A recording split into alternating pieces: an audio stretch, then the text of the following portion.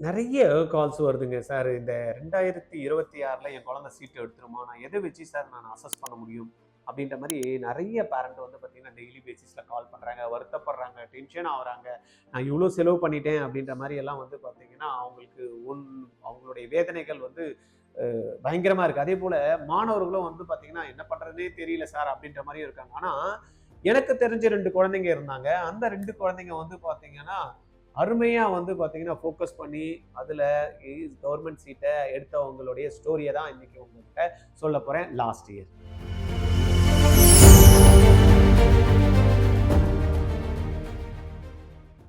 ஆர்ஜிஆர்ல NEET class படிச்சீங்கன்னா government quota seat உறுதிங்க.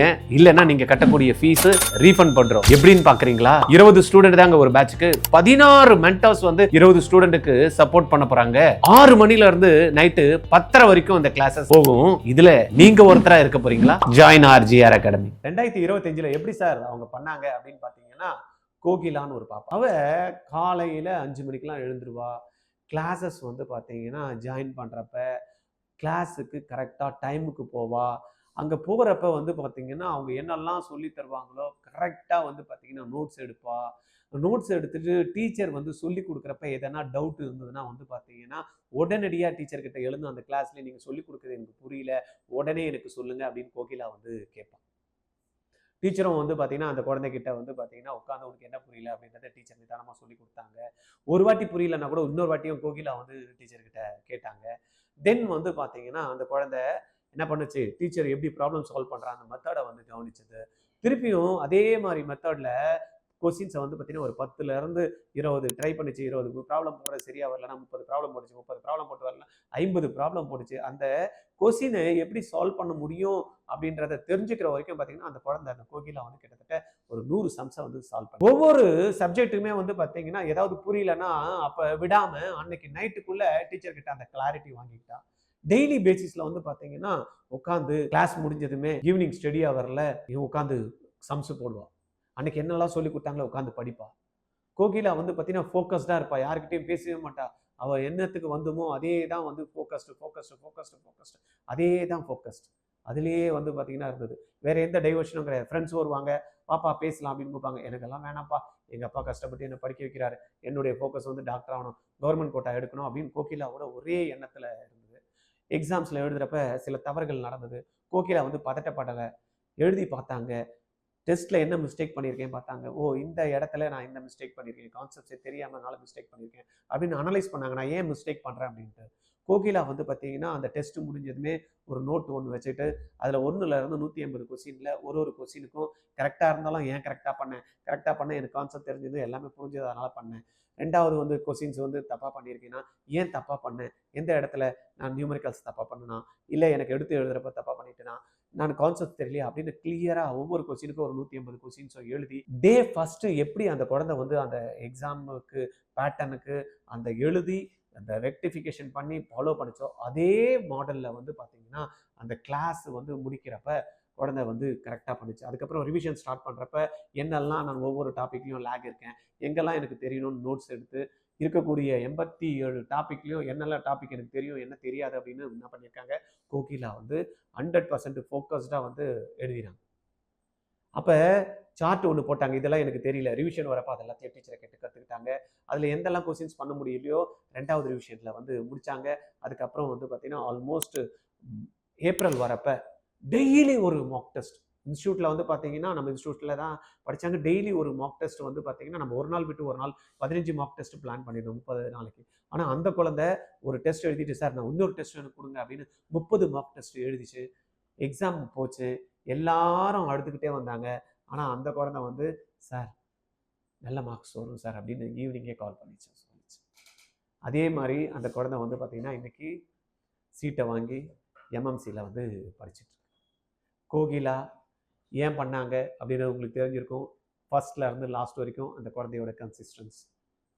இதே டைம்ல வந்து பார்த்தீங்கன்னா ஒரு பையன் இருந்தான். அவன் வந்து பார்த்தீங்கன்னா அவனும் நல்ல திறமசாலி தான். அவனும் நல்ல புத்திசாலி தான். அவனும் வந்து பார்த்தீங்கன்னா அட்டகாசமா வந்து 12th ஸ்டாண்டர்ட்ல மார்க் வாங்கியிருந்தான். குமார்னு பேர் அவன். அவன் என்ன பண்ணுவான், காலையில கிளாஸ்க்கு வரப்ப லேட்டா வருவான். டீச்சர் எதனா சொல்லிட்டு இருப்பாங்க, பக்கத்துல உட்காந்து பேசிட்டு இருப்பான். டீச்சர் நோட்ஸ் எடுத்தியான்னு கேட்டா எனக்கு எல்லாம் தெரியும் அப்படின்னுவான். எதனா டவுட் இருக்கானா இல்லை எல்லாமே புரிஞ்சிடுச்சுன்னுவான். அப்புறமா கொடுத்த வந்து ஒர்க்கை கம்ப்ளீட் பண்ணிட்டு வரானா, நாளைக்கு பண்ணிட்டு வானா, அந்த மாதிரி பண்ண மாட்டான்.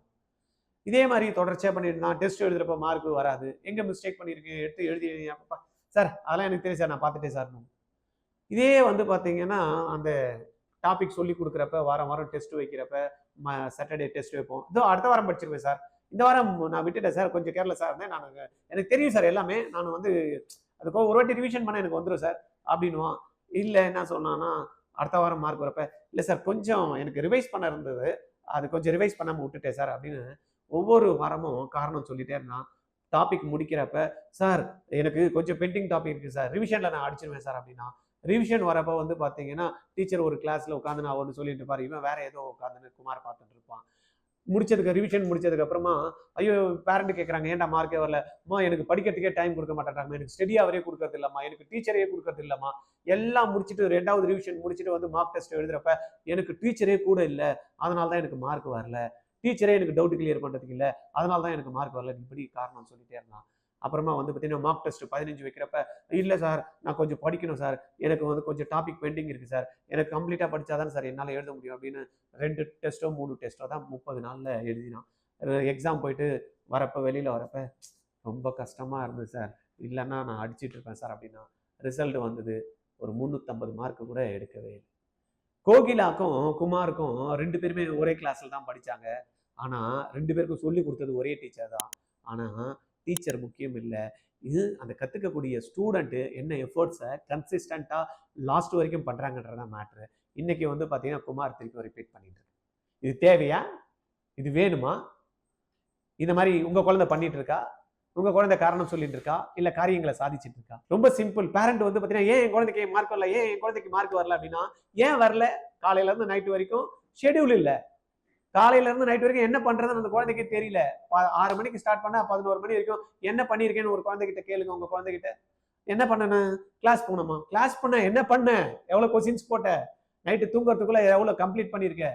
டாபிக் என்ன முடிச்சிருக்க? அந்த மாதிரி உங்கள் குழந்தை பண்ணியிருக்கான்னு நீங்கள் செக் பண்ணி பாருங்க. ஆனால் உங்கள் குழந்தை என்ன சொல்லுவோம், டீச்சர் எனக்கு சொல்லி தரல, டீச்சர் எனக்கு புரிய வைக்கல, எனக்கு இது நான் ரிவிஷன் பண்ணோம், எனக்கு படிக்கிறதுக்கே டைம் தரல அப்படின்னு காரணம் சொல்லிட்டே இருந்ததுன்னா அந்த குழந்தை ஜெயிக்காதுங்க. அதனால தான் நம்ம என்ன பண்ணியிருக்கோம்னா ஆர்ஜிஆர்ல ஒரு ஸ்பெஷல் ரிபிடாஸ் பேட்ச் ரெடி பண்ணியிருக்கோம். 2027 கவர்மெண்ட் கோட்டா சீட்டு எடுக்கணும் ஆசை இருக்கு. ஆனால் சொல்றதை செய்யக்கூடிய மாணவர்களா இருந்தீங்க. என்ன எப்படி பண்ணணும்னு தெரியல, இந்த ஷெடியூலிங் எப்படி பண்ணணும்னு தெரியல, காலையில இருந்து நைட்டு என்ன படிக்கணும்னு தெரியல, நீங்க என்ன சொன்னாலும் அந்த குழந்தை பண்ணும் சார், ஆனால் என் குழந்தைக்கு வந்து நீங்க என்ன பண்ணணுன்றதை நீங்க சொல்லணும் சார், அதை விடக்கூடாது சார், அப்படி பிடிச்சி நோண்டிட்டே இருக்கணும் சார், அந்த மாதிரி என்ன நீங்க சொல்றதெல்லாம் கேட்கறதுக்கு என் குழந்தை வந்து கேரண்டியா கேட்கும் சார் அப்படின்னீங்கன்னா நம்மளுடைய ஸ்பெஷல் ரிபிடாஸ் பேட்ச் 5ஆம் தேதி 5ஆம் மாதம், என்ன சார் 5ஆம் தேதி 5ஆம் மாதம், மே 5ஆம் தேதி நம்ம கிளாஸ் வந்து 2027க்கு கவர்மெண்ட் கோட்டா சீட் எடுக்கிறதுக்கு நம்ம ரெடி பண்ணியிருக்கோம். ரைட்டா? காலையில இருந்து நைட்டு வரைக்கும் இட்ஸ் ரெசிடென்ஷியல் ப்ரோக்ராம். 20 ஸ்டூடெண்ட் தான் பேட்ச்ல இருப்பாங்க. கற்றுக் கொடுக்கறதுக்கு கிட்டத்தட்ட ஒரு 16 டீச்சர்ஸ் வந்து பார்த்தீங்கன்னா இன்வால்வ்டாக அந்த 20 ஸ்டூடெண்ட்டுக்கு கற்றுக் கொடுக்கறதுக்கு ரெடியாக இருக்காங்க. அது இல்லாமல் மெடிக்கல் காலேஜோட மென்டார்ஸ், ஏற்கனவே ஃபர்ஸ்ட் செகண்ட் தேர்ட் இயர் படிச்சுட்டு இருக்க மென்டார்ஸ் ஏற்கனவே அச்சீவ் பண்ண வந்து பார்த்தீங்கன்னா உங்களுக்கு வந்து பார்த்தீங்கன்னா கைடன்ஸ் கொடுக்குறாங்க. வாரத்துக்கு ஒரு motivation session, daily morning and night, காலையில் எழுந்ததுமே ஒரு ப்ரேயரு, நைட்டு படுக்கிறப்ப ஒரு மெடிடேஷனோட ஒரு ப்ரேயர். இது வந்து பார்த்தீங்கன்னா கம்ப்ளீட் 2027க்கான ஸ்ட்ரக்சர் பண்ணி வச்சிருக்கோம். 20ல் நீங்கள் ஒருத்தராக இருந்து அடுத்த வருஷம் கவர்மெண்ட் கோட்டா சீட் எடுக்கணும் அப்படின்னா ஆர்ஜிஆர் அகாடமியோட ஸ்பெஷல் ரிபிடாஸ் பேட்சில் இமிடியேட்டாக கால் பண்ணுங்க 8695186953. இந்த நம்பரில் கால் பண்ணி ஜாயின் பண்ணிடுங்க. மறுபேச்சே கிடையாது. ஏன் கவர்மெண்ட் கோட்டா சீட்டு கிடைக்கலன்னா உங்களுடைய பே பண்ணக்கூடிய 100% டியூஷன் ஃபீஸ்னு உங்களுக்கு ரீஃபண்ட் பண்ணுறோம் அப்படின்ற உத்தரவாதம் நான் கொடுக்குறேன் ஆர்ஜிஆர்ல இருந்து. உங்களுக்கு உங்கள் குழந்தைய ஜெயிக்க வைக்கணும்னு ஆசையாக இருக்கு, கவர்மெண்ட் கோட்டா சீட்டு எடுக்கணும் அப்படின்னா இமிடியேட்டாக நான் சொன்ன நம்பருக்கு கால் பண்ணுங்க. இல்லை சார் அந்த நம்பர் இல்லை, உங்ககிட்ட பேசணும் சார், நீங்கள் இவ்வளோ இதுவாக சொல்கிறீங்களே, எனக்கு வந்து உங்ககிட்ட பேசி தான் நான் தீர்மானம் பண்ணுவேன்னா எனக்கு கால் பண்ணுங்க 9176552121. நாங்கள் சொல்றதை மட்டும் உங்கள் குழந்தையும் நீங்களும் 10 மாதங்கள் கேட்டீங்கன்னா அடுத்த 2027 கவர்மெண்ட் கோட்டா சீட்டு 100% உறுதிங்க. நம்பிக்கை வந்துருச்சு இல்லை? வாங்க நம்ம சேர்ந்து ஜெயிக்கலாம். தேங்க்யூ. ஆர்ஜிஆர்ல நீட் கிளாஸ் படிச்சீங்கன்னா கவர்மெண்ட் கோட்டா சீட்டு உறுதிங்க. இல்லைன்னா நீங்க கட்டக்கூடிய ஃபீஸ் ரீஃபண்ட் பண்றோம். எப்படின்னு பாக்குறீங்களா? 20 ஸ்டூடெண்ட் தாங்க ஒரு பேட்ச்க்கு. 16 மென்டர்ஸ் வந்து 20 ஸ்டூடெண்ட்டுக்கு சப்போர்ட் பண்ண போறாங்க. 6 மணில இருந்து நைட்டு 10:30 வரைக்கும் இந்த கிளாஸஸ் போகும். இதுல நீங்க ஒருத்தரா இருக்க போறீங்களா? Join RGR academy.